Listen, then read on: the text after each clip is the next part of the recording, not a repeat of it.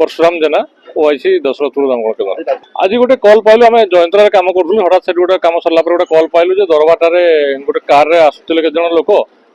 रास्ता भीतर क्रॉस करने समय पानी भितर से रास्ता कड़क कार पलैला और पानी बुड़ी गले संपूर्ण कार पानी बुड़ी जाता। आम गाँ पहुँचला बेलू गाँ लोक मैंने दुई जन लोक उद्धार करदे किंतु अलग लोक मैंने कहले जी आउ किसी लोक अच्छा तेणु आम टीम गोटे खोर्धार गोटे टीम आसाला से टीम जाकर से कार भितर बुड़िक देखला किसी ना परवर्त समय रसी बांधिक आम कार टाक ऊपर को आणलु से कार दुई जन थे आम सर्च कला आउ कहीं ना तेणु आमर 13 जन स्टाफ गाड़ी में बर्तमान थे प्रथम से धीरे धीरे जेहेतु जोक साप अंचल गाँ लोक मैंने बहुत सहयोग कले तेणु आम जाकर पशि बुड़िक देखिले किसी ना लोक बाहरी आसपर पुणी बुड़िक रसी बांधिक से कार टाक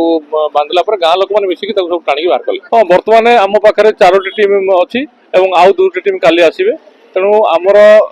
डीजी साहब संपूर्ण माने दशरथपुर को 6टी टीम व्यवस्था कर तेणु जिते प्रकार विपद आसिले आमर संपूर्ण टीम सजग अच्छी परिस्थिति मुकाबला करने।